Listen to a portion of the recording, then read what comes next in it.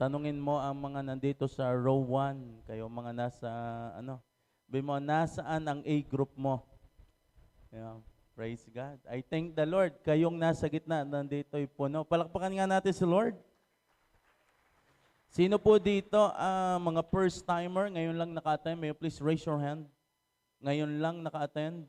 Yeah, meron po sa likod. Saan pa po? Meron mga first timer? Bagong balik? Taas ang kamay, lahat ng namamasko. Raise your hand. Oh yeah. Anyway, sa December 25, meron po tayong worship service dito sa church. Yan. Ang service po natin ay mag-start ng 8 a.m. Kasi yung iba ay meron pa mga lakad, kaya mas maganda makapag-start tayo ng morning. Amen?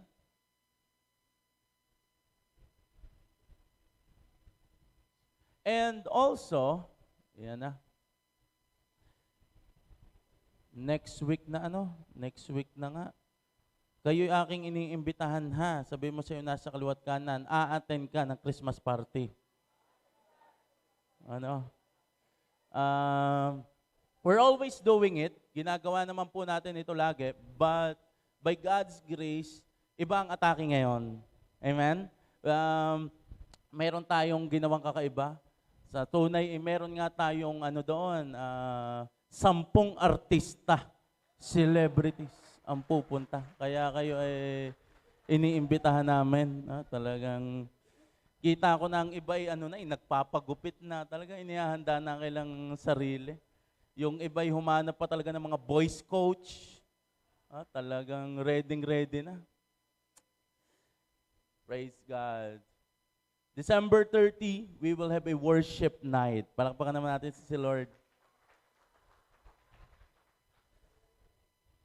At lagi ko nga po sinasabi sa inyo, 2025, grabe ang ginagawa ng Panginoon sa atin. Parang 2 weeks ago, ako po ay nagsabi sa inyo na by God's grace, meron na po tayong RN o nakapasa sa board exam.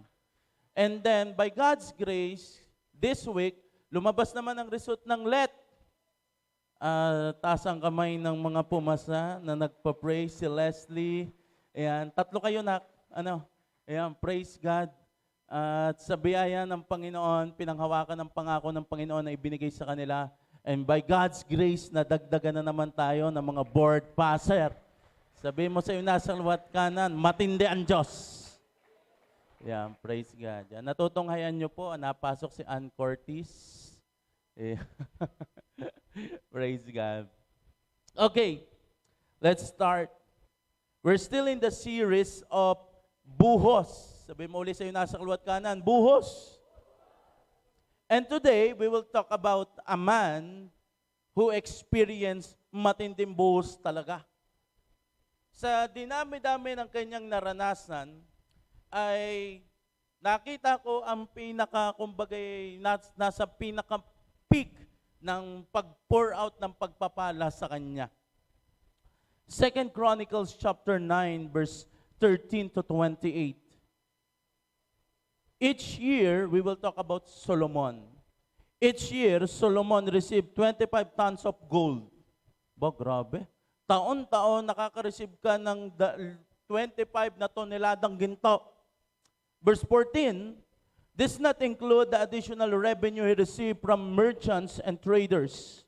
All the king of Arabia and the governors of the provinces also brought gold and silver to Solomon. So, meron na siya nare-receive na 25 tons of gold, meron pa rin siyang nare-receive mula sa mga hari ng Arabia, governors, provinces, ng gold and silver. Verse 15, then King Solomon made 200 large shields of hammered gold, each weighing more than 15 pounds. Imagine that. Yung kailang shield, yung kailang panangga, ginto, kung paano yun na-build. Verse 16, he also made 300 smaller shields of hammered gold, each weighing more than 7.5 pounds. The king placed the shield in the palace of the forest of Lebanon. Imagine that. Yung mga gintong panangga, mula doon lang pangbantay lamang para sa forest. Ibig sabihin, wala pa yung mismong nasa royal. Doon pa lang sa mga nasa baba, pang salubong sa kaway, mga naka-hammer gold na agad. Verse 17, then the king made a huge throne decorated with ivory and overlaid with pure gold. Verse 18, the throne had six step and a footstool of gold. Biluin mo yung trono, ang tungtungan ay ginto. There were armrests on both sides of the seat, and the figure of lion stood on each of the throne. Verse 19, there are also 12 other lions standing on each end of the 6 steps. No other throne in all the world can be compared with it. Sabi mo sa yung nasa kaliwat kanan, grabe yun. Ito matindi, verse 19. All of King Solomon drinking cups were solid gold. Sino dito ang gusto niya, ang kanyang inuman ay purong ginto? Ang sabi pa doon, as were all the utensils in the palace of the forest of Lebanon, they were not made of silver, for silver was considered worthless in Solomon's days. Grabe yun, ano? Ginto na lang ang may halaga, ang ginto pa'y tungtungan lamang, ginto ay utensil lamang, ang silver ay wala daw halaga ng panahon na yun. Sabihin mo sa iyo, nasa luwat kanan, buhos talaga. Verse 21, the king had a fleet of trading ship manned by the sailors sent by Hiram. Once every year, the ship returned. So ibig sabihin, meron pa rin siyang barkong ginagamit for trade. At sinabi doon, kada balik noon, loaded na yun ng gold, silver, ivory, apes, and peacocks. Verse 22, so King Solomon became richer and wiser than any other king on earth. Verse 23, king from every nation came to consult him and to hear wisdom God has given him. Verse 24, year after year, everyone who visited brought him gifts of silver and gold, clothing, weapons, spices, horses, and mules. Parang ganito. Kaninang umaga, habang ako ay nagpe-prepare, meron akong pinapakinggang preaching. Ang sinabi niya doon ay, siya kasi ay meron siyang business. And then, nakipag-collab siya kay Chinkitan. And right after niya makipag-collab kay Chinkitan, from that moment, parang tinuruan siya ni Chinkitan ng mula 8 a.m. hanggang 5 p.m. So, ilang oras yon.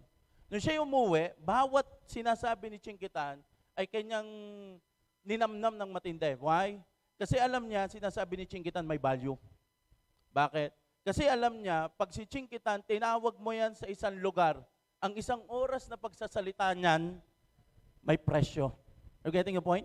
Hindi libre yun. Pag nakipag-ano ka sa mga financial advisor na yung mga sikat na, their secret, their techniques, their experience, yun ay hindi yun yung salamat. May value yun. Eh, kinumpare niya, sabi niya, pag mga Chinkitan na, nasa rate niya mga 100K. So, ibig sabihin, ilang oras na nagsalita sa kanya, sobrang niya tinreasure yun. Bakit? Alam niya kasi na ang bawat salita mayroong value. At dito rin niya nangyari kay King Solomon. Si King Solomon, sobrang talino niyan. Kakaiba ang kanyang wisdom. Kaya ang mga hari ng iba't ibang lahi, napunta yan kay Haring Solomon, dala-dala mga ginto. Bakit? Just to hear wisdom.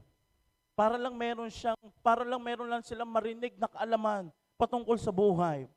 Now, verse 25, Solomon had 4,000 stalls for his horses and chariots, and he had 12,000 horses. He stationed some of them in the chariot city, some near in Jerusalem. Verse 26, he ruled over all the king of Euphrates River in the north of the land of the Philistine to the border Egypt and the south. Verse 27, ito maganda. The king made silver as plentiful in Jerusalem as stone. Ba? Ang silver ay para na lamang sindami ng bato. Parang graba. Yun na yun, gayon nakatindi. And valuable cedar timber was common as the sycamore fig trees that grow in the foothills of Judah. Yung sycamore fig tree, bihirang-bihira yun. Pero sa panahon niya, it is very common. Ganon katindi ang buhos. Verse 28, Solomon horses were imported from Egypt and many other countries. Grabe no, yan ay isa pa lamang chapter kung gaano katindi, kung gaano ng Panginoon pinur out ang matinding buhos kay Solomon. Kung si Solomon ay nabubuhay ngayon, ang yaman niya ay 2 trillion US dollar. Mas malaki pa kay Elon Musk na nasa 200 to 200 billion. Ibig sabihin, yung pinakamayaman sa atin ngayon ay hindi pa umabot sa luklukan ng yaman ni Haring Solomon. Oh, sabi mo sa iyo, Nasir, what ka nang gusto mo ganang buhos? Okay, so let's talk about this. We will talk about the lesson in the life of Solomon. Amen? Dahil nakita natin yung buhos, ano ba matututunan natin sa buhay ni Haring Solomon? Number 1, he was rooted in God. Bago ba siya maging king, bago natin makita ang bunga ng grabing buhos sa kanya ng pagpapala ng Diyos, tingnan muna natin ang kanyang pinag-ugatan. Ang kanyang tatay ay sino? Si King David. Si King David ay sobrang passionate sa Diyos at nakuha yun ni Solomon. Ibig sabihin, bata pa lamang si Solomon, nakikita niya na sa kanyang tatay ang pagsamba sa Panginoon. Kaya kung tatay ang katabi mo, sabihin mo, dapat role model ka. Dito sa church, I really thank the Lord. Bakit? Meron na tayong kids ministry.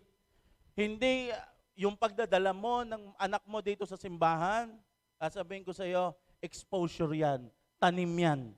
Akala mo walang nangyayari, akala mo hindi, basta na lang malilikot dito sa church, hindi, tanim yan. Yung mga batang nadadala dito sa simbahan, sabi sa pag-aaral, sila daw ay merong stronger pro-social behavior and more values such as kindness, honesty, and care for others. Akala natin, simple lamang yung sila ini-involve natin sa church, pero ang tunay, mas may nadidevelop sa kanila. Ang sinabi dito, sa pag-aaral, early church involvement doesn't just impact childhood. It shapes lifelong identity, values, and world view. Kaya sabi mo sa iyo, nasa luwat kanan, kung may anak, sabi mo, dalhin mo na sa simbahan. Kung wala pa, magbait. Si King Solomon ay ganon. He is rooted in God. Bago niya matanggap ang anointing, ang nakuha niya, kultura, may natutunan siya sa kanyang father. Tingnan niyo ang mga salitaan ni Haring David kay Solomon. Unang Chronicle chapter 28 verse 9 to 10. At ikaw naman, Solomon, anak ko, it is David nakausap si Solomon. Kilalanin mo ang Diyos na iyong ama at paglingkuran mo siya ng buong puso at pag-iisip. Sapagkat sinisiyasat ni Yahweh ang ating damdamin at nauunawa ng ating binabalak at iniisip. Kung lalapit ka sa Kanya, tatanggapin ka niya. Ngunit, kung tatalikuran mo siya, itatakwil ka niya magpakailanman. Verse 10, alalahanin mong ikay pinili ni Yahweh upang magtayo ng kanyang banal na templo, magpakatatag ka at gawin mo ito ng may paninindigan. Sabi sa 1 King, mahal ni Solomon si Yahweh dahil sa mga turo ni David. Kaya kung gusto mong maranasan ang buhos or gusto mong maranasan ng mga sunod mong generation ng buhos, kailangan pala sila firmly connected sa Diyos. Kailangan para silang mga puno na sila po ay connected sa Panginoon. Dapat alam nila ang word ni Lord. Psalm verse 1 and 2. But they delight in the law of the Lord, meditating on it day and night. Ang mga taong nakaugat sa Diyos, meron ng mga yang baon, meron ng mga yang relationship sa Panginoon. Sabi mo sa iyo, nasa lawit kanan, don't underestimate the power of devotion. Hindi mo man nakikita ang bunga, pero sinasabi ko sa iyo, the more na ikaw ay nagbabasa ng Biblia, mas nalalim ang iyong pananampalataya, mas nalalim ang iyong ugat. Akala mo wala lang dating ang pagbabasa ng Bible. Hindi.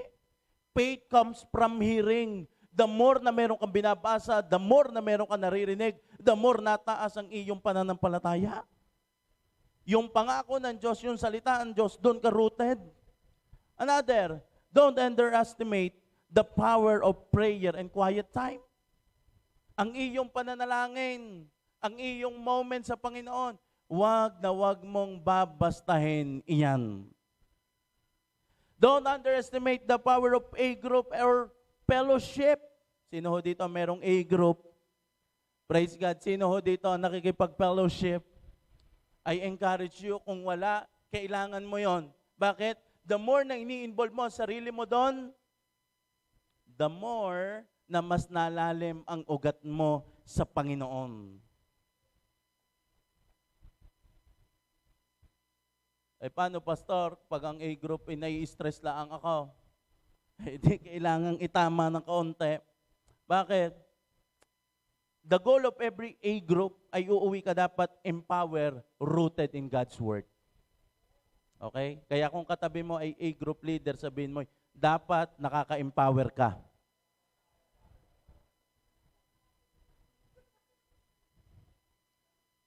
Sabi, gusto ko naman pumatid ng A-group eh.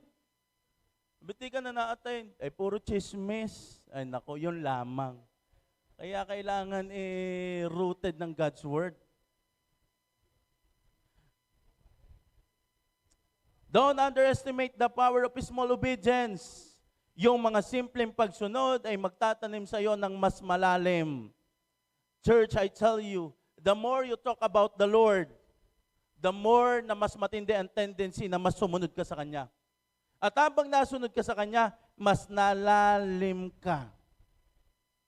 Huwag mo lang gustuhin ang magandang bunga. Yung makita ng mga tao, ang bunga na meron ka, kailangan mo ding gustuhin na magkaroon ng magandang ugat. Don't just ask the Lord na, Lord, itong nakikita ng tao, ipakita mo sa kanila na ako ay super blessed. No. Gustuhin mo rin na ikaw ay malalim sa Panginoon, ikaw ay nakaugat sa Panginoon. Bakit? Ano sinabi ng Panginoon? Psalm 100, Psalm verse 1, chapter 1, verse 3. Ang mga taong rooted sa Panginoon, they are like trees planted along the river bank, bearing each fruit each season. Their leaves never wither, and they prosper in all they do. Parang ganito, iba pa rin ang advantage ng halamang malapit sa batis kaysa halamang babad sa init na kailangang umasa sa ulan para siya ay maging luntian. Ang sabi ng Panginoon, ang mga taong rooted sa Panginoon, para silang halamang nakatanim sa tabi ng batis. Kahit tag-araw, kahit merong pinagdadaanan, namumunga.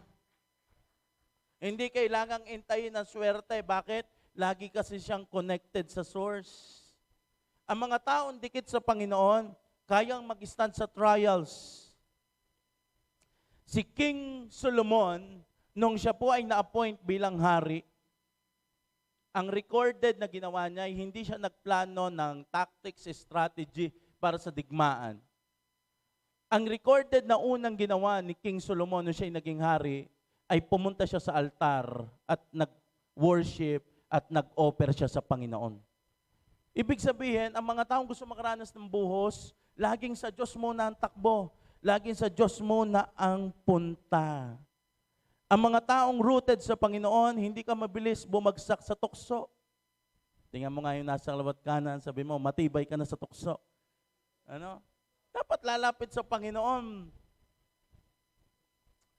Ang mga taong rooted sa Panginoon, I tell you, hindi ka man perfect, pero dapat nakikita ang bunga ni Holy Spirit sa iyo.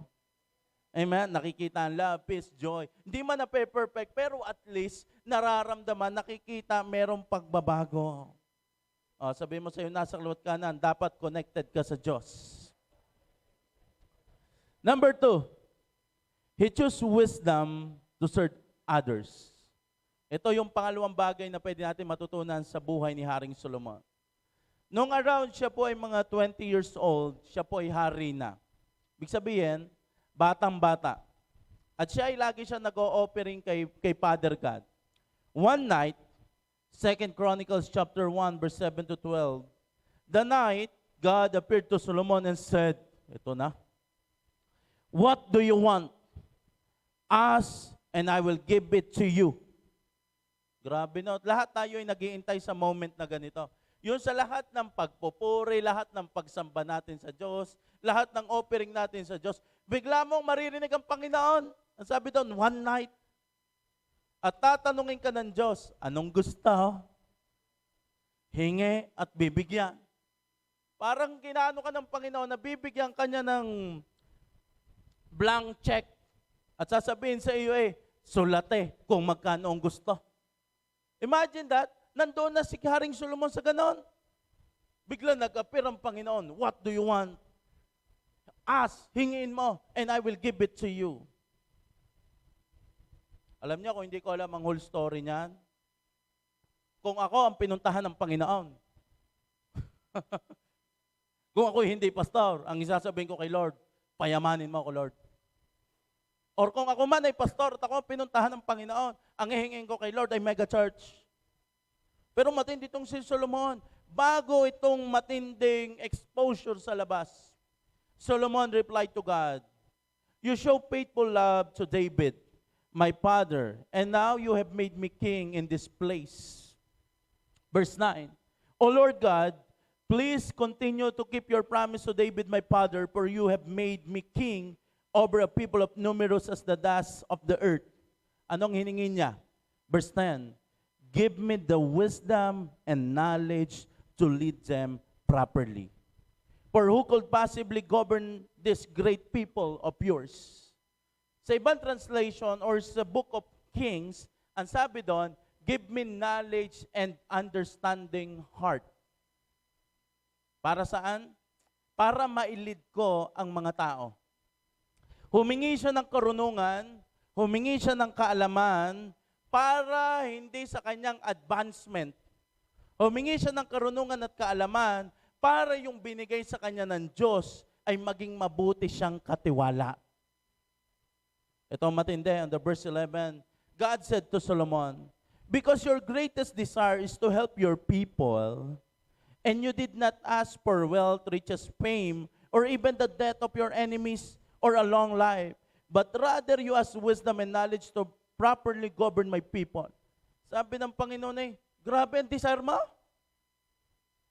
Gusto mo lang tulungan ng mga tao, yung mga pinagkatiwala sa iyo, hindi mo hiningi. O, tunay nga naman pwedeng hingin ay wealth, riches, fame. Pwede nga naman niyang hingin ang kamatayan ng kanyang mga kaaway. At pwede rin niyang hingin ang mahabang buhay. Pero ang kanyang hiningi ay wisdom, knowledge, para maalagaan ang mga pinagkatiwala sa kanya. Verse 12, ano sabi ng Panginoon? "I will certainly give you the wisdom and knowledge you requested." Yan ang gusto mo, knowledge and wisdom, ibibigay ko. Pero ano sabi pa ng Panginoon? "But I will also give you wealth, riches, and fame such as no other king has had before you or will ever have in the future." Kaya ngayon, sabi ng Panginoon, wala nang haring hihigit pa sa katalinuhan mo and even sa riches na meron ka. Kaya walang makakaabot sa kayamanan na rich ni Haring Solomon. Yun ang standard. Bakit? Kasi matindi pala ang Diyos magbigay ng bonus sa mga taong ang heart is to serve other. Wisdom, kaalaman kung paano mamuno. Anong lesson na makukuha natin doon? Ang Diyos ay hindi madamot pagdating sa wealth and riches. Sabihin mo sa iyo, nasa kaliwat kanan, ang Diyos na pinaglilingkuran natin ay hindi kuripot. Bakit? Basta tumama ang iyong motibo, natumbok mo ang gusto ng Diyos sa iyong buhay, ay sasabihin ko sa iyo, yung hindi mo hiningi, ipupur out ng Diyos. Ang ibig sabihin, nakaprepared na. Pagpunta niya kay Haring Solomon, nakaprepared na ang wealth, nakaprepared na riches, lahat yun ay planado na. Kaya nga parang, ano gusto mo? Nung sinabi wisdom, matindi ha? Kaya kasunod na rin yung ibang mga blessing. Kahit yung hindi mo hinihingi, ibibigay sa iyo ng Diyos, basta tumama ang iyong puso.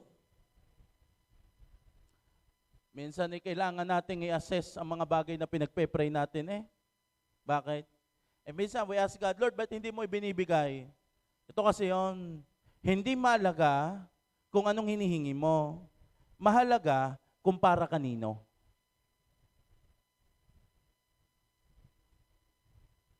Kung tatanungin ka ng Diyos, anong gusto mo?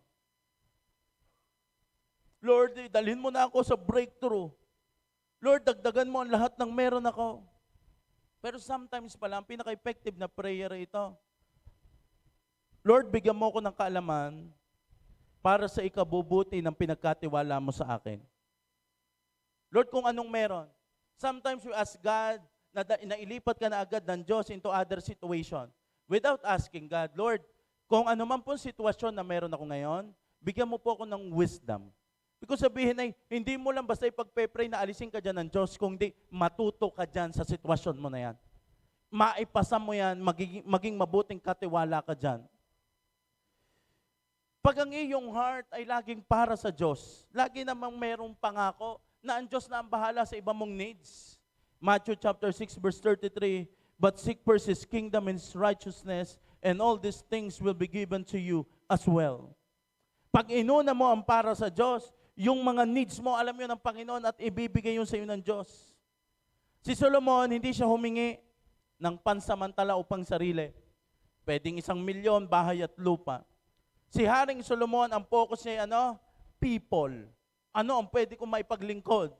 Ang goal niya ay kingdom. Bakit? Bata pa lang, tinataniman na siya ng kanyang tatay, ikaw ang magbibuild ng temple. Ang desire niya ay impact. Like what I said, hindi ka mag-aas ng, kaya ka hihingi ng answered prayer para sa advantage mo sa iba. Kaya ka nahingi kay Lord ng answered prayer para makatulong ka sa iba. Amen. Kailangan mo ng wisdom. Ang daming nasasayang na blessing sa mga taong basta na magdesisyon. Kung anong gusto now, akala iyon na talaga ang gusto niya sa future. Are you getting the point? Marami tayong mga ginawang desisyong basta na akala natin ay yun talaga ang gusto natin. Nung dumating ang panahon, hindi pala natin yun gusto. Jowa agad. Dumating, hindi pala agad natin gusto. Trabaho agad. Basta na kung saan. Dadating ang time, hindi rin pala gusto doon. Promotion agad. Nung binigay ang promotion, wala din. Loan agad. Iyan na. Sa tunay, hindi lang tayo nahingi ng pagpapala sa Panginoon. Ang ating prayer, we're not just asking blessing. Nag-a-add din tayo ng responsibility sa buhay natin. Kaya lahat ng mga blessing na mali ang puso, na ginawa para kay present self, sa future, magiging burden mo yan. Blessing without wisdom becomes a burden. Yung dating tinetestimony mo, ay baka iiyak mo at ikay stress na, ikay iyak na. Kasi, nung kinuha mo yon, masyado mong dinidesire or hindi mo na napag-isipan. Basta si self na. Minsan tayo masyado tayo nadadala sa mga pansamantalang relief. Nagigets niya ako? Mga pansamantalang relief. Rin ang available kukunin ko na. Basta na, rin ang Hindi na natin naisip na yung palang tatanggapin natin ngayon ay pwedeng maging burden sa atin bukas. Hindi laging, Lord, bless me. Kung hindi dapat ang prayer ay, Lord, use me. Wag lang laging ang prayer ay, Lord, wag lang makarelief sa utang. Mag-pray kay Lord ng wisdom to manage finances. Amen? Maging mabuting katiwala. Kasi kapag hindi na bago ang mindset, pagka wala ang wisdom, ililigtas ka dyan ng Diyos. After ilang months, babagsak ka na uli dyan. Bakit? Because there is no wisdom. Kaya kailangan ipag-pray kay Lord na hindi ka lang iligtas dyan ng Diyos, kundi matuto ka dyan. Para pagdating ng time, you know how to manage it. Amen po ba? Wag puro relief, Lord, itong sakit na ito, itong nararamdaman ko, itong sama ng loob na ito. Ako'y iyong palayain. Mag-pray din ng wisdom, na wisdom to let go, wisdom to lead, wisdom to decide. Amen? Sometimes kasi laging lang natin, para lang tayo nagpapaturok ng pangpamanhid. Para lang natin pinipilit lang lagi ang ating sarili. Pero sa tunay, hindi tayo natututo doon. Dahil hindi pa tayo natututo, hindi tayo nakakapasa, babalik lang at babalik tayo doon. Kaya sabi mo sa'yo, nasa luwat ka na, humingi ka ng wisdom. Lagi namang kaya ng Diyos magbigay. Ang tanong ay kaya ba nating i-handle? Kahapon, naririnig ko ang mga tatay dito, nag-i-group sila. Sabi doon sa isa nating, hindi ko masabi ko, ito youth, kung ito AP, basta siya'y nag-exist dito sa church. Ang sabi, siya daw ay pwede na magjowa. Sabi ng mga tatay, huwag kang magjojowa. Mga nagjojowa, nawawala sa church. Sabi mo sa'yo, nasa kaliwat kanan, kung yan ay single, at yan ay bata pa, sabi mo, huwag ka nga munang magjojowa. Pero kung yan ay nasa, sabihin mo, huwag kang magjowa, asawa na agad. Wala nang, hindi na agad, pwede ka bang maging girlfriend? Hindi, pwede bakit ang pakasalan na agad? Gayon na agad pag nasa right ano na. Now, let's go back to multiplication. Lagi natin ito naririnig sa Bible. Ang mapapagkatiwalaan sa maliit na bagay ay pagkakatiwalaan sa malaki. Kaya, ang pinakatamang prayer talaga, when we pray, we need to ask wisdom from God. Na yung meron ka ngayon ay maging pagpapala ka sa iba. Hindi laging si self ang nakikinabang. Sometimes, hindi natin kailangan ng addition sa ating buhay. Ang kailangan lang natin ay pusong handang mag-serve sa Panginoon. Kagaya na sabi ko, si Solomon ay hindi nahingi ng advantage para sa kanya. Ang puso niya, ang kaisipan niya at ang puso niya ay handang maglingkod sa iba. Kaalaman, Lord, itong binigay mo sa akin, itong promotion na binigay mo sa akin, Lord, ito'y gagamitin lang for your impact, para sa iyong kaharian, para lamang sa iyong glory alone. Lord, itong meron akong influence na meron ngayon, ay gagamitin ko lamang to serve other people. And I tell you, yung mga bagay na iniwan mo para sa sarili mo, for the advancement ng kingdom ng Diyos, ang Diyos ang bahalang mag-provide. Pag ang focus mo ilagi sa Panginoon, maniniwala ka, matindi rin ang ibabalik sa iyo ng Panginoon. Basta tama ang puso mo, si Lord ang bahalang magdagdag sa iyo. Amen? Last, number 3. Ano ang lesson na matututunan natin kay Haring Solomon? Protect what influences you. Kilala si Solomon, alam mo, 3 karakter lagi ang nababanggit kay Solomon. Yung mga tao yung sana all. Si Haring Solomon ay kilala saan? Nabasa na natin, pinakamayaman. Ano pa ang pangalawang nababanggit? Pag nabanggit ang Solomon, pinakamatalino. Pastor, ano ang meron pa pangatlo kay Haring Solomon? Meron siyang 700 na asawa, 300 na kabit.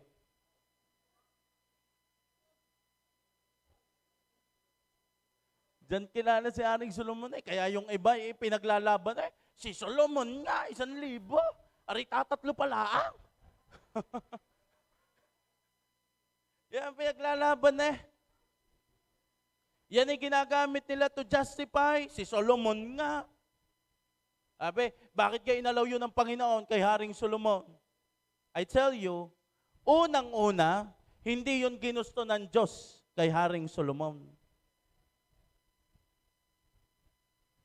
Sa tunay, bawal nga niyang pakasalan ang mga iyaw. Sabihin mo sa iyo, nasa loob kanan, parang ikaw, makulit.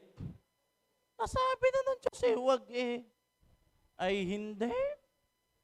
Si Solomon matalino. Yan na yun. Diyan pala nag-impose sa'yo, matalino, mahina ang puso. Ano?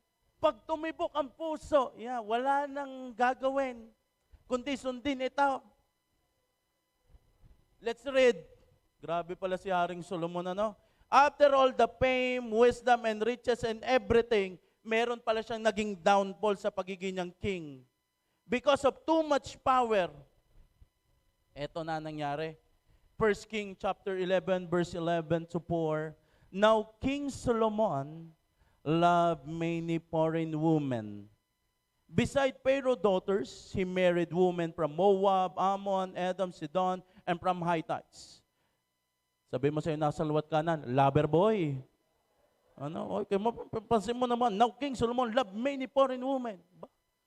Kasi maraming napuntas kay Haring Solomon na iba't ibang lahi. Ay hindi, siguro type kita. Okay na. Pero ito, kasi ang sabi sa verse 2, yung nakikipaglaban, bakit daw si Haring Solomon pinayagan ng Diyos? Very clear sa verse 2. The Lord has clearly instructed the people of Israel, you must not marry them. Kaya kung tatanungin niyo ako, bakit si Haring Solomon ngayon naka-1,000, sasabihin ko sa iyo, matigas ang ulo. Dahil it is very clear. Ang sabi doon, clearly instructed. Ibig sabihin, malinaw na malinaw. You must not marry them. Why? Because they will turn your hearts to their God. The more na in-invite mo sila sa puso mo, the more na ini-invite mo sila sa buhay mo, ang puso mo ay ite-turn nila sa kanilang Diyos. Si Solomon talaga ay parang ikaw. Sabi mo sa nasa kanan, parang ikaw nga. Bakit? Yet Solomon insisted on loving them anyway. Napaka-clear na, malinaw na malinaw. Huwag mo nga hayaan magkaroon ka ng influence, masiship ang puso mo sa Diyos. Pero ito insisted. Yan ang mahirap kapag in love. Mapilit.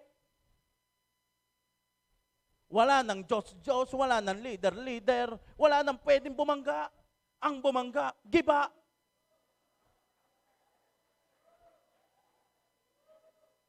Tapi kaya nasa luwat ka ng Solomon talaga. Nag-i-insist talaga lagi ng basta't mahal, walang maling pagmamahal. Iyan na. Basahin nyo sa verse 3. Dahil sa mga pagsisimpleng pa-insist, hindi niya nakalam, siya'y naka-700 na. Ay hindi na alam, naka-300 ng kabait.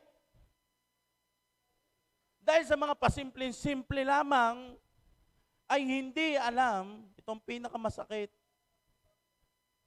And in fact, they did turn his heart away from the Lord. Sa mga pasimple-simple, sabihin mo sa iyo nasa luwat ka, yung pasimple-simple mo, makaka-700 ka. Palakpakan nga natin si Lord. Nakuha ang puso. Hindi na protektahan ang mga pumapasok sa kanya. Verse 4, in Solomon's old age, they turned his heart to worship other gods instead of being completely faithful to the Lord, his God, as his father David had been. Sa napakaganda palang istorya ni Haring Solomon, meron pala siyang downfall. Wala na. Tumanda na naging parte na ng kanyang sistema. Even though alam naman niyang mali, bakit tinanggap? Dahil hindi niya naingatan ang mga tao, bagay na inaalaw niyang pumasok sa kanyang buhay. Alam naman niyang mali, pero nakontrol na nito ang kanyang puso. Ang pinakadelikado sa buhay Kristiyano ay hindi ang hindi mo alam, kundi yung alam mo na, pero pinipili mong baliwalain. Sabihin mo sa iyo nasa luwat kanan, mahal na hari.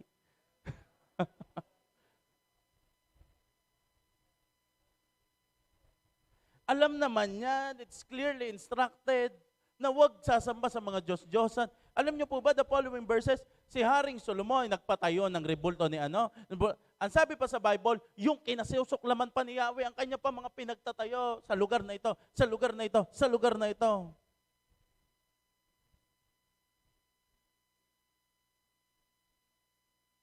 Siguro nung panahon na yan, sa sobrang talino ni Solomon, kahit pakiramdam niya, kahit kay Lord, mas matalino siya. Laging merong excuse. Laging basta lang makapag-insist. Kaya we need to be careful doon sa sinasabi mong kaibigan lang. Usap lang. Chill lang. Minahal ko lang. You need to be careful sa isang palabas na pwedeng magpabagsak ng holiness mo. We need to be careful sa isang chat or sa mga patagong relationship na pwedeng wasakin ang calling mo. We need to be careful sa mga relationship, bagay, addiction na sa tingin mo, okay lang. We need to be careful sa pakikipag-chat, sa hindi mo asawa, at pinaglalaban mong, kahit ako'y may kausap na iba, sa'yo pa din ako uuwi. Hindi ka na makakauwi. Chat lang, alam ko ang limitation ko. Proverbs 16 verse 2, people may be pure in their own eyes, but the Lord examine their motives. Pwedeng akala mo tama ka, pwedeng sabihin mong wala ito, pwedeng ito lang, pwedeng akala mo'y ayos ka pa. Pero sa tunay, kita ni Lord lahat. Pwedeng akala mo'y okay ka, pero hindi ka pala tunay na okay. Alam ng Diyos ang motibo ng iyong puso. Pinakamalaking influence mo ay yung lagi mong kasama. Kaya you need to assess. It's either it will lead you to worship or forget the Lord. Kaya yung mga kasama mo, kailangan mong i-check na mabuti. Yes, we are moving and winning souls and make disciples. Pero kung ikaw ang nawi-win, kailangan mo muna mag-adjust ng kaunti. You need to make sure ang mga taong nasa paligid mo, ayun dadalhin ka papalapit sa Panginoon. Hindi ka naman agad ng Diyos aalisin sa paglilingkod. Hindi ka naman agad ng kaaway aalisin sa simbahan. Alam mo minsan, kaya yan nakakapasok, yung kahit na alam mong mali, dahil ipapakita ng addiction na yan, or kung anumang bagay na yan, na nakasuporta siya sa ginagawa mo sa simbahan. Pero once na yan ay nakapasok na sa iyong puso, yung passion mo sa lahat ng ginagawa mong paglilingkod, nababawasan. And the more you allow yung bagay na yon, yung mga influences na yon na pumasok, mamaya sila na ang merong authority sa'yo. Sila na ang magdidikta kung sisimba ka or hindi. Sila na ang magsasabi kung maglilingkod ka or hindi. Sila na ang magsasabi kung ganito ang iyong gagawin. Until mamaya, pwedeng ikaw ay, akala mo ikay oyos, akala mo ikaw ay okay, pero you need to assess, kamusta ang iyong bunga? Are you still serving the Lord? Minsan kasi ako naman po okay lang. Nak, hindi ka okay. Why? Because hindi ka na nakakapaglingkod sa Panginoon. Tayong lahat ay magkaisa. Na ano? Kapag ang nakakasama mo ay napigil sa iyong maglingkod, ay palitan mo na. Sabi mo sa iyong nakasalawat kanan, kapag ang nakakasama mo ay napigil sa iyong maglingkod, ay palitan mo na. Kapag ang mga nakakasama mo ay lagi ng wounded at napipigil na ang paglilingkod mo sa Panginoon, sasabihin ko sa iyo, obvious, hindi yan sa Panginoon. Minsan, ganito ang ating defense natin. It's about po protecting my peace. No? Agwat po muna ako. Ay sasabihin ko sa iyo, pag umagwat ka, saan ka didikit? Magulo po kasi sa church, agwat po muna ako. Saan ka didikit? Saan ka magpapa-influence? Eh kung magulo sa church, hindi mas magulo sa labas. Amen? Kung maraming ayusin sa church, mas maraming ayusin sa labas. And you allow that person, that group of people, or even kung ano man ang nakasanayan ng mundong ito, ang mag-shape, ang mag-influence ng iyong karakter.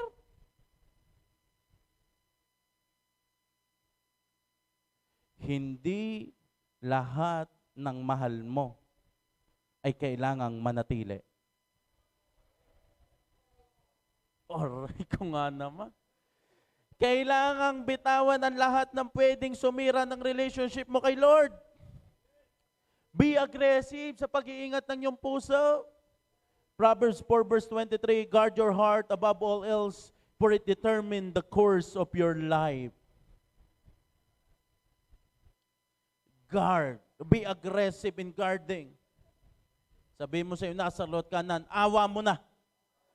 Huwag mong ipaalaga sa iba. Minsan kasi kagaling natin, alagaan mo ang puso ko ha.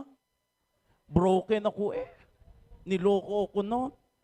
Sa iyo, isusurrender ko tong puso ko. Ikaw ang mag-aalaga ng puso mo.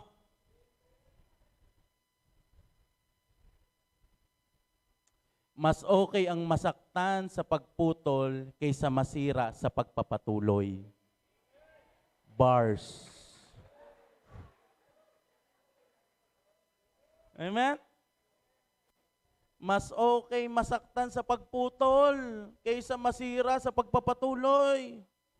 You need to choose a right people around you. Praise God kung merong mga taong nagko-call out sa iyo na anak lampas ka na, anak mali ka, anak bawasan mo, anak preno. Kailangan mo yan dahil ang puso mo hindi laging tama. Baka kung ano-ano na influence. Pumili ng mga tamang taong dadalhin ka sa tama. Pure intention to serve God. Sabihin mo sa iyo, nasa lawat ka na mo, buti na lang. Sa akin ka nagdedicate. Proverbs chapter 13 verse 20, walk with the wise and become wise. Associate with fools and get in trouble. Lumakad ka sa matatalino at magiging ganun ka. Sumama ka sa mga taong passionate maglingkod sa Panginoon at magiging ganun ka. Sumama ka sa mga taong naglilingkod with pure intention sa Panginoon at ganun ka. Why? Kung ano ang inaalaw mo, kung sino ang madalas mong kasama, ikaw din yun. Hindi si Solomon bumagsak, hindi dahil wala siyang alam. Bumagsak siya kasi hinayaan niyang ma-impluwensyahan siya ng iba. Ang buhos ng Panginoon, I call the keyboard this. Ang buhos ng Panginoon ay hindi ito simpleng buhos dahil it comes with responsibility. Kaya kailangan nating itama ang ating puso sa Panginoon that we need to be rooted in God. Kailangan what we ask from the Lord, kailangan ito yung magdadala sa atin to serve for the advancement of His kingdom. At higit sa lahat, kung gusto mong maranasan ang buhos, you need to protect your influence. Sino ang mga taong lagi mong kasama? Sino ang mga taong lagi mong kadikit? Do you think it will help you? Pastor, wini-win ko po sila. Praise God, there's nothing wrong with that. But you need to assess. Walang mali sa pag-win. Actually, we will encourage you nga to go out, win souls, and make disciples. Pero you need to check your heart. Yung mga taong nakakasama mo, are you satisfied with your service to the Lord? Parang, eto na ba yan? Eto na, hindi. Bet ba hindi mo na maramdaman yung ganong apoy? Because, mas na-influence ka na ng mga nakakasama mo.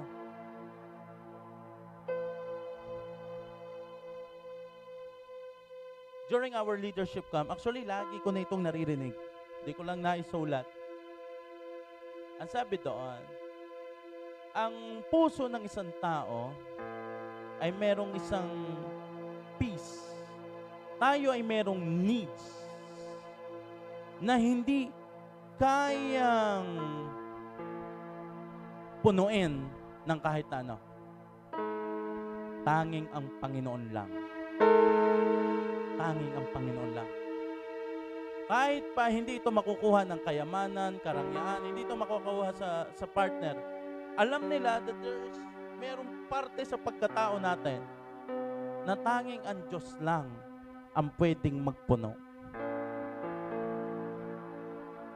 Kaya ngayong oras na ito, if you want to experience buhos, minsan pa isusuko natin ang buhay natin sa Panginoon, itatama natin ang puso natin sa Panginoon. May please stand.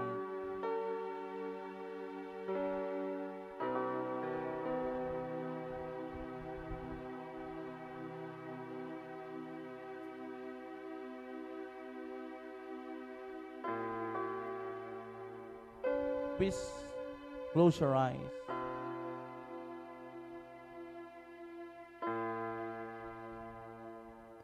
Kung sa tingin mo ngayong oras na ito, ikaw ay kulang pa doon sa you are not rooted with God. Kulang ka pa sa devotion, kulang ka pa sa prayer, kulang ka pa sa fellowship, sa A-group, kulang ka pa sa pagsunod. You need to ask the Lord.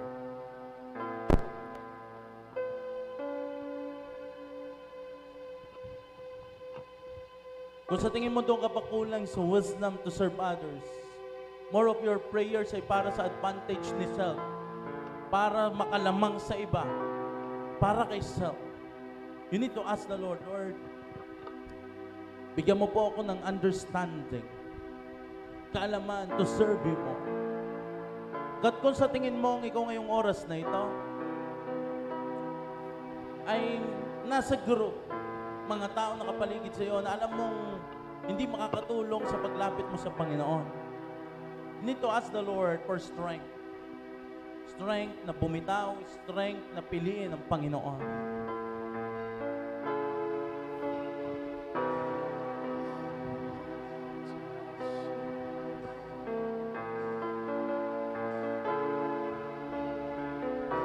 Come on, just close your eyes.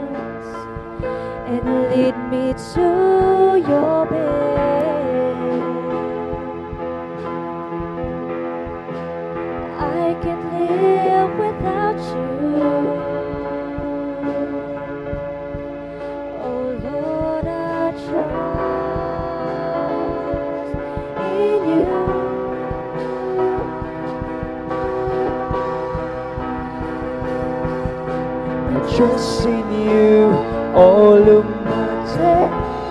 Come on, declare that song. I trust in you As a prayer. all of my days. Need to know you more, that I may give you all the praise. I trust in you, all your promises. You never leave me, no forsake. Take me always by your hand.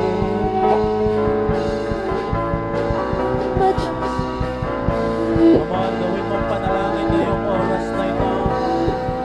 Declare. I trust in you all of my ways. me live to know you more, that I may give you all the praise. I trust in you, all your promises. You never leave me, no forsake. Take me always by your hand. Come on, just raise your hand. Gawin mong panalangin All ito. of my days, I trust in you. All of my ways, help me live to know you more, that I may give you all the praise. I trust in you, all your promises. You never leave me, no forsake. Take me always by your hand. Lord, I put my trust in you all of my days. I trust in you all of my ways.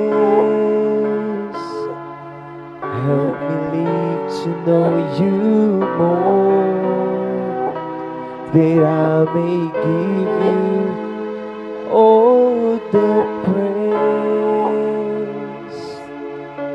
I trust in you, all your promises.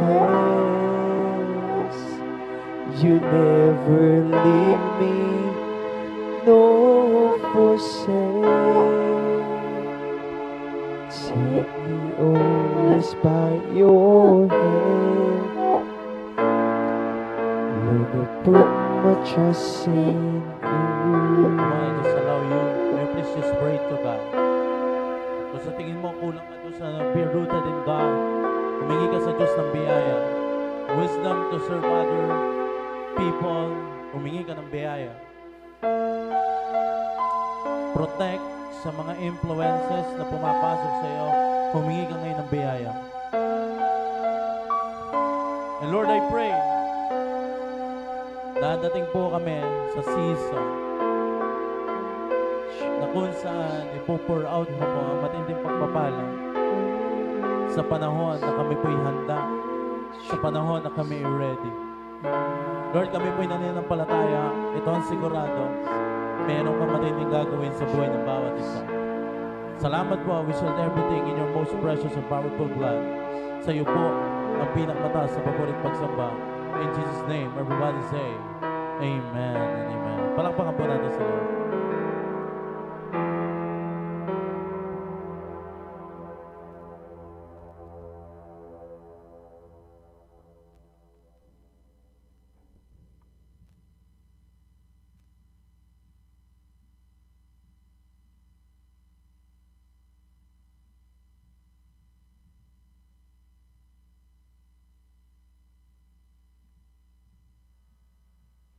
Praise. Okay, good morning po sa ating lahat po.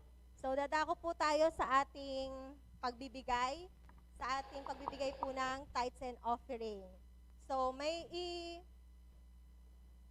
i-share lang po ako sa inyo na isang principle po when it comes po sa giving. So, sabi po dito, faithful giving should be one of the first thing we establish in our Christian walk. So, ito daw po ay isa na patunay na nabubuo po yung ating pagiging Kristiyano, nabubuo po kung paano po natin na lalaman yung totoo kapag po tayo ay nakakapagbigay. Ano po? So, giving na hindi po sa isip natin na ito ay para sa church. Ano po? Hindi po yun yung nagiging mindset po natin na magbibigay ako dahil ito ay sa church. Or giving na hindi dahil may sariling expectation. Na ako ay magbibigay kasi gusto ko bukas, ito ay magiging doble, ito ay hihintayin ng ilang araw, then hanggang sa yung mawawala yung expectation na bakit ang tagal, bakit until now wala pa, ay tanim naman ako ng tanim. Ano po? So, mas maganda po, ang ating pong pagbibigay, ang mindset po natin, giving na this is for the Lord. Ano po? Ito'y binibigay po natin para sa Diyos at we are Christian with the truth. Na tayo ay lumalakad, we follow Jesus dahil nalalaman po natin yung katotohanan. Kaya may time nga po na sa iba po, hindi po alam yung tithing. Kasi ang alam lang po talaga nila is to offer. Ano po? So, nandito po tayo ngayon kasi nga po, ibinibigay ni Lord at pinapaalam ni Lord kung ano yung truth. Then, we do this because we obey bilang mga Christian. Ano po? So, kung nakaredy na po ang inyong tithes and offering, so ito po ay inyong seed, tanim po, na kung ano man yung desire ng inyong mga heart, ito po ay papatulan po ni Lord. Huwag kayong mag-alala, be patient. Kasi kapag po tinamnan po natin to at tayo ay nagtanim, sure na mag-harvest po tayo. Ano po? So, tara po mag-pray. Let's close our eyes and bow our head. Lord, in the name of Jesus Christ, Lord God, patuloy ka naming tinataas, patuloy ka naming pinupuri, Lord God, sa buhay namin, Lord, kung paano ka nagiging tapat, kung paano ka, Panginoon, na nagpo-provide sa amin, Lord God, na never kaming nagkulang, Lord. Ikaw yung nagpo-provide ng lahat ng aming mga pangangailangan. Lord, sa oras pong ito, Panginoon, hawak namin ang sobring ito, ito'y tanim namin, ito ay nagmumula sa aming mga puso, Panginoon, na nagbibigay kami dahil ikaw yung Diyos namin. Unawa namin, Panginoon, ang giving, Panginoon, in Jesus' mighty name, Lord God. At itong tanim na ito, itong tithes and offering namin, Panginoon, ay pagpapakita na kami ay follower mo, Panginoon, na kami ay isang mga tagasunod mo, God, in Jesus' mighty name, Lord. Selyuhan mo ito ng banal mong dugo, Panginoon, ito'y magagamit for your glory alone. At nagdi-declare po ako, Panginoon, sa bawat isa na magbibigay in Jesus' mighty name, Lord. Multiplication, more surprises, Panginoon, in Jesus' mighty name, sa kanilang buhay at puprotektahan mo, Panginoon, ang lahat ng mga pinagkukuhanan ng kanilang resources at bibigyan mo ng promotion, increase, Panginoon, in all aspect ng kanilang buhay. Lord, maraming salamat. Ito po ay para sa iyo at sa iyo namin ibinabalik ang lahat. In Jesus' name, Amen. Pwede na po tayong magbigay.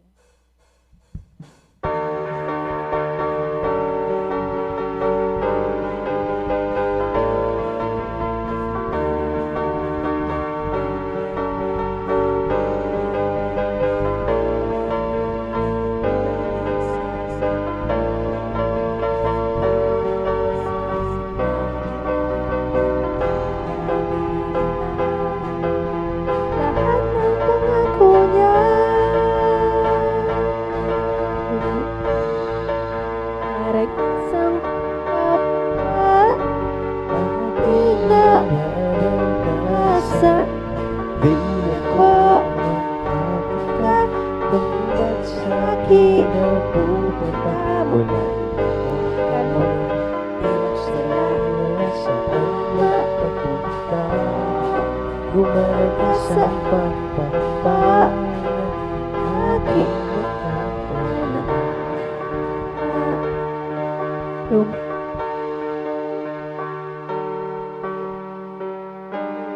Praise God. I thank the Lord sa generosity po ng bawat isa. Let's pray. Ating po extend stretch ang ating mga kamay. Panginoon, salamat po at tinahandog po namin sa mga tithes and offering na ito bilang mabango sa inyo sa iyong harapan. Magamit, God, for glory alone. Patunayan mo ang iyong pangako. In Jesus' name, Amen. Ipag-pray po natin ang bread and juice. Father God, sa pag-partake po namin ng bread and juice na ito, mag-manifest po ang totoong essence nito. In Jesus' name, Amen.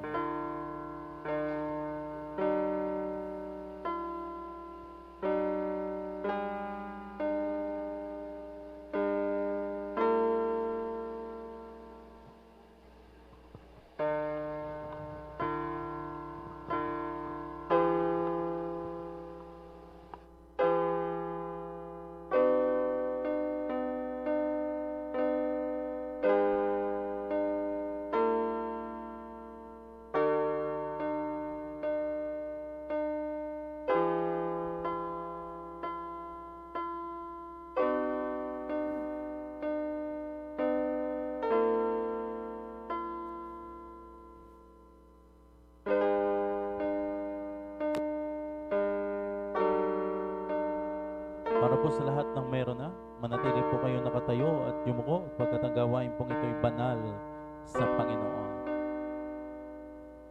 Sapagkat tuwing kakain kayo ng tinapay at iinom sa kopang ito, pinapahayag ninyo ang kamatayan ng Panginoon hanggang sa kanyang muling pagparito. Ang sino mang kumakain ng tinapay at umiinom sa kopa ng Panginoon sa parang di nararapat ay nagkakasala sa katawan at dugo ng Panginoon. Kaya dapat siya sa atin ng taong kanyang sarili bago siya kumain ng tinapay at uminom sa kopa. Tayo po lahat ay humingi ng tawad sa Panginoon. Ito ang katuruan tinanggap ko sa Panginoon at binibigay ko naman sa inyo. Noong gabi siyang ipagkanulo ang Panginoong Hesus ay tumampot ng tinapay. Nagpasalamat at pinagpirapira sa iyon at sinabing, ito ang aking katawan na inihahandog para sa inyo. Gawin niyo ito bilang pag-alaala sa akin. Sabihin po natin lahat, Panginoong Hesus, marami pong salamat. Ako po'y magaling na sa lahat ng aking sakit at karamdaman. In Jesus' name, Amen.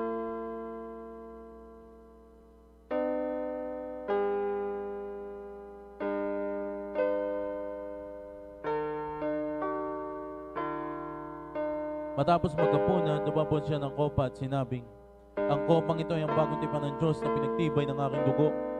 Tuwing iinumin niyo ito, gawin niyo ito bilang pag-alaala sa akin. Sabihin po natin lahat, Panginoong Hesus, marami pong salamat.